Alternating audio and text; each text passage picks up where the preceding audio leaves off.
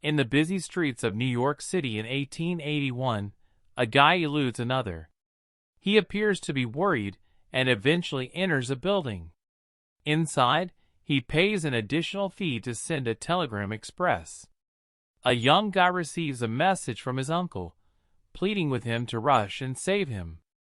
The young guy walks to his uncle's vast estate, where a lawyer explains that his uncle, John Carter, died unexpectedly and left everything to him. He hands an ancient diary to the young man, Edgar Rice Burroughs, Darrell Sabera. The young man begins to read once the lawyer has left. After the Civil War, the narrative begins in Arizona. John Carter, Taylor Kitsch, a decorated former Confederate Army captain, is prospecting for gold. The villagers appear to dislike him. Colonel Powell, Bryan Cranston, of the cavalry attempts to compel Carter to fight the Apache.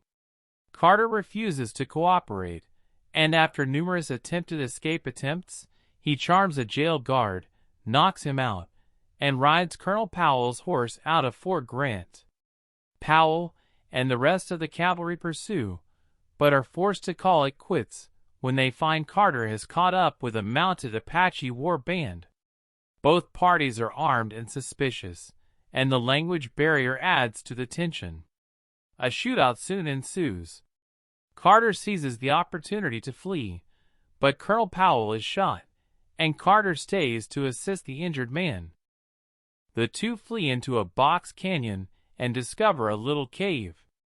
When the Apache sees something on the rock above the cave, they quickly retreat. Carter returns to where the Apache was standing, perplexed, and discovers the spider emblem on the rock face. He leaves Powell near the entrance and ventures deeper into the cave to explore. Carter discovers a chamber with weird symbols and gold-lined walls and roof. He is so engrossed that he misses the man who approaches behind him, and Powell is almost too late to warn him. The stranger is a bald man in a gleaming gown with a knife that appeared out of thin air. Carter manages to shoot the bald stranger and finds that he has retrieved a blue glowing pendant during the fight.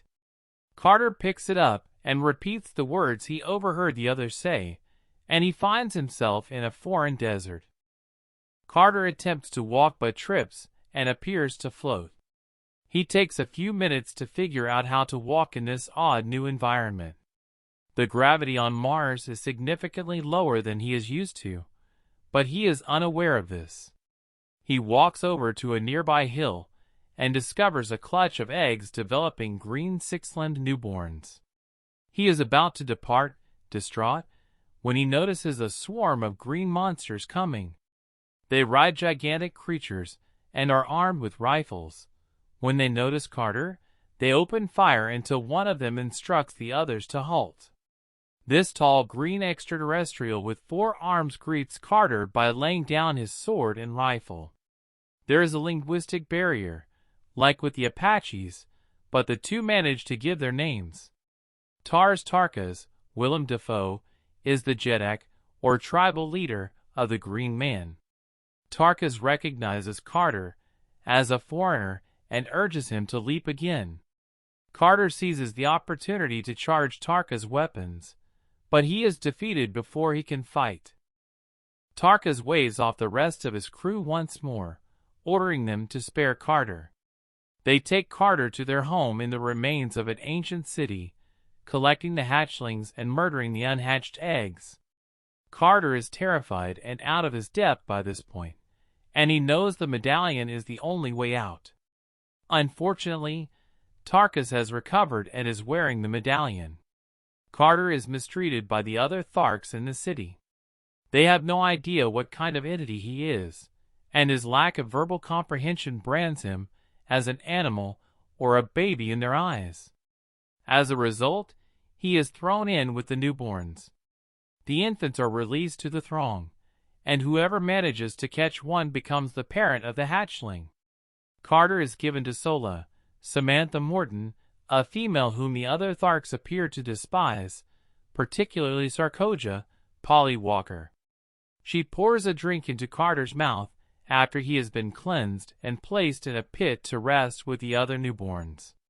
He is now able to speak and understand the local language. A conflict between humanoids is taking place somewhere else. They fight on airships with blue sides and red sides. 3 bald individuals come on a crimson ship and approach General Sabin, Dominic West. They get him a blue mesh gadget that allows him to shoot energy bolts. But when he tries to shoot the 3 figures, he is blasted backwards. The 3 figures are amused. They are Tharks, goddess representatives, and she has chosen to support Prince Sabin of Zodanga in this fight. Matai Shang Mark Strong, the Thark leader, motions for him to put his sacred new powers to the test. The battle is won when the general sends energy bolts to the enemy ships. Dejah Thoris, Lynn Collins, is practicing a speech in the royal palace of Helium. Tardos Moors, Kieran Hines, the Jeddak of Helium, enters with an entourage squabbling. Dejah shows a gadget that creates a feeble blue light, which she calls the 9th light, and claims is the source of their adversary Zodanga's new power. As the entourage mulls over the options, one of them, a disguised Thurn, secretly zaps the gadget, causing it to fail. Tardos recognizes that this power has the potential to level the battlefield, but they do not have the time to conduct additional investigation into this odd blue light. He dismisses the gathering and tells Dejah that in order to resolve the battle, she must marry Sabin. Dejah is heartbroken. She realizes that the wedding is unlikely to halt Zodangan expansion, and that once wedded, she will be unable to pursue her studies. Back in Tharkville, Carter now has a protector in the form of Wula, a large, wide-mouthed, low-to-the-ground monster who is extremely fast and insists on following Carter like a dog no matter how high or far he hops. Carter is irritated because he is attempting to locate Tharks in order to get the medallion, but Wula is able to catch up with him and make enough commotion to derail Carter's plans. Carter accidentally enters a Thark party, and Wula bursts in and loudly interrupts the gathering. Wula and his owner, Sola, were beaten by the enraged Tharks. Carter, enraged, leaps in to stop the beating, accidentally killing a Thark and demonstrating his ability to jump large distances. The Tharks regard Carter as a new weapon, but they are furious at Sola for allowing him to flee. The next day, they brand her for her mistake in front of Carter, who watches in horror as the Tharks tell her that her next transgression would result in death because she has transgressed so many times that there is no room on her skin for more marks. When a sentry warns of a flying craft, the Tharks take cover. 2 red-flagged, Zodanga, battleships pursue a blue-flagged, Helium, battleship in the sky. They close in on each other for boarding parties and hand-to-hand combat. Tarkas uses a telescope to see the battle and informs Carter that the Zodangans are attacking the Heliumites. Dejah Thoris tries to flee the ship, then falls and hangs several hundred feet up. Carter recognizes her as human and rushes to her aid. With his ability to jump large distances, he rescues the girl and begins to defend her, only for her to demonstrate her own fighting prowess. Carter is still able to alter the tide of combat, but the blue helium craft crashes. Tarkas awards Carter his Doter Soja, or right arms, and gives him Dejah Thoris as a gift. Tarkas rival Tal Hages, Thomas Hayden Church, a warrior with a broken tusk, watches with rage. Carter is reminded of Powell and declines the post, but Tarkas argues that if Carter declines, Tarkas will be unable to save Dejah's life. Carter hesitantly agrees, and quickly finds himself deflecting everyone's questions about his skill. Dejah wants to learn how to jump like Carter, but she believes the ability is due to Carter's distinct bone density, and hence it is not a skill she or anyone else can master. Tarkas suspects she is attempting to obtain a new weapon for helium and advises Carter against it. Carter only wishes to return home. He attempts to describe his home to Dejah, but she believes he is either insane or lying because he portrays an environment that hasn't existed here for thousands of years. She assumes he is a Thern based on his earnestness, which leads to a discussion on astronomy and, eventually, the realization that Carter is from Earth, which she names Jasum, but is now on Mars, which she calls Barsum. If there is a means to travel across planets, the Therns will most likely know how to do it. Despite Sola's efforts, Carter and Dejah Thoris approach a cave that is said to be a temple of the goddess and her servants, the Therns. Dejah analyzes some ancient markings, but the three are apprehended by the Tharks for entering the temple. Tharks, at considerable personal risk, assists them all in escaping, and Carter suspects Sola is his daughter. Given that the Thark custom is to hatch their young in solitude and raise them discreetly, there had to be plenty of law-breaking going on.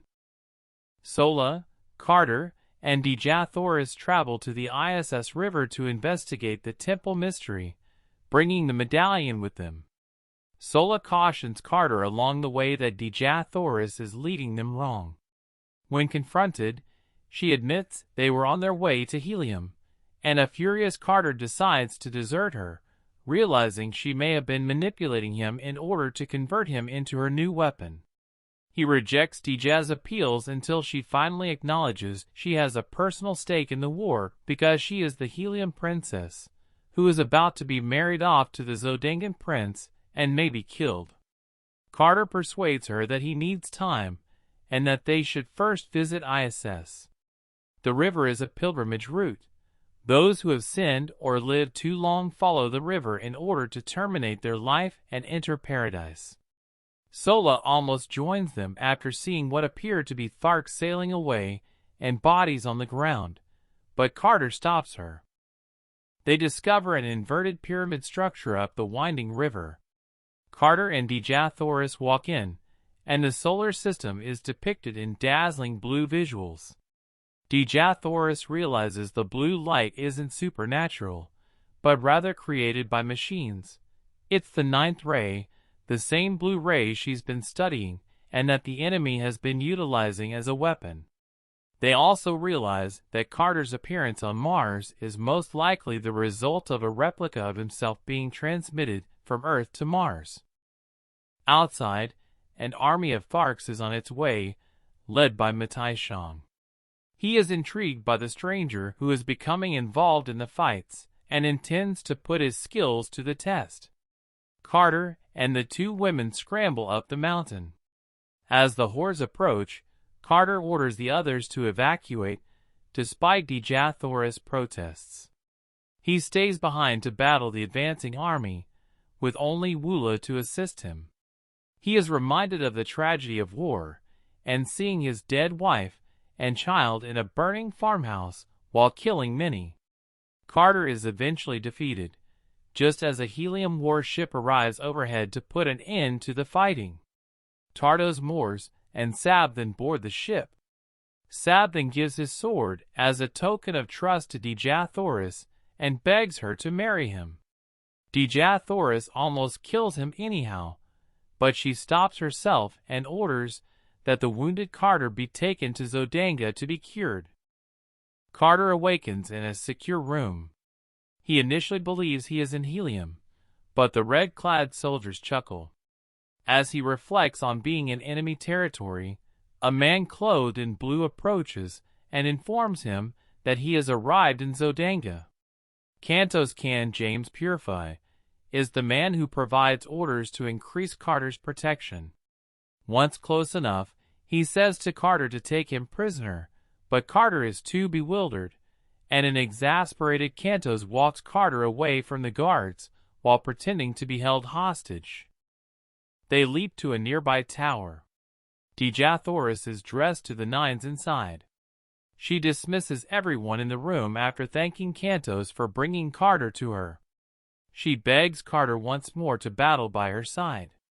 He declines once more, and she notices the wedding ring on his finger. Dejah teaches him the magic words that would send him back to Earth, knowing that his heart belongs to another woman, but now knowing that the other woman is dead. Outside, Zodangan guards demand admittance, but Carter has fled by the time the door opens. Dejah and the others leave, but the matron of the chamber, Kate Fowler, returns, then goes again, and Carter is seen in a ceiling recess. He exits, and she immobilizes him with a blue laser before transforming into Matai Shang, the Thurn commander. He forces Carter to accompany him, and describes how the Thurns are dealing with Mars destruction. Matai Shang, caught in a wedding procession traffic bottleneck, transforms into a Zodangan cop, Darwin Shaw, and escorts Carter outdoors. Then Shang transforms into an elderly woman, Eileen Page, as they watch Dejah parade down the street. Matai Shang tells Carter, almost casually, that after the marriage, Dejah and anybody else who knows about the ninth ray would be slain. Wula appears out of nowhere, manages to disable Shang's confinement, and Carter flees on the light flyer.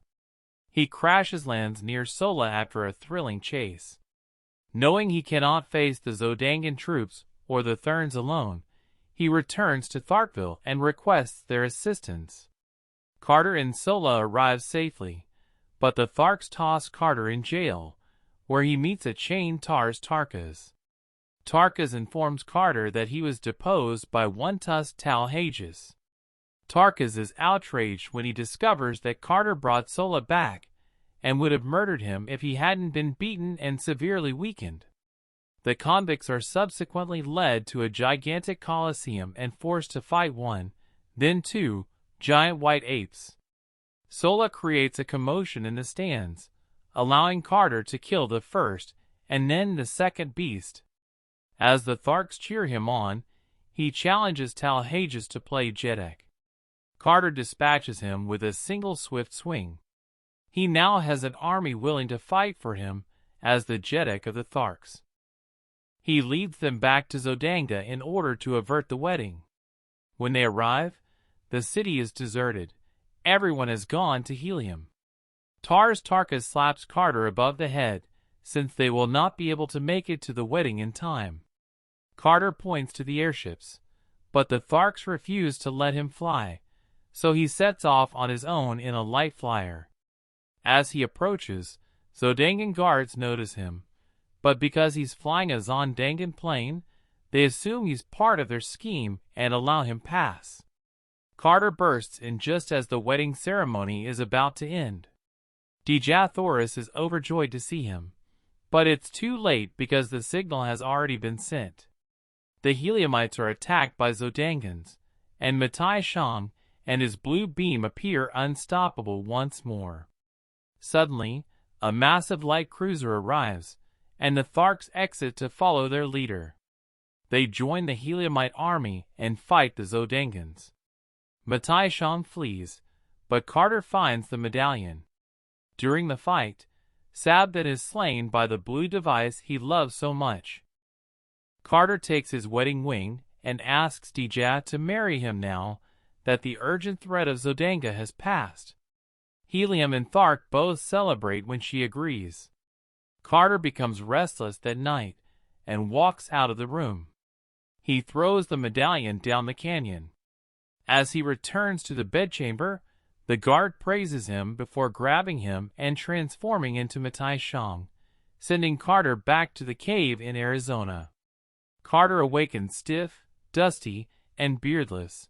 The colonel is a skeleton, and the gold and Thurn body have vanished. Carter's story continues as he realizes there must be other Thurns on the planet, and spends the next 10 years searching for another medallion. He seemed to have discovered something in the Orkneys.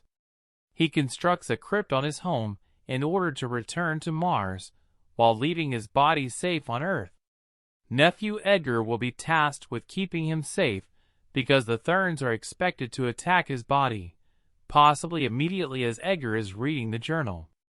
Fearful, Edgar rushes to the crypt, unaware that he is being pursued.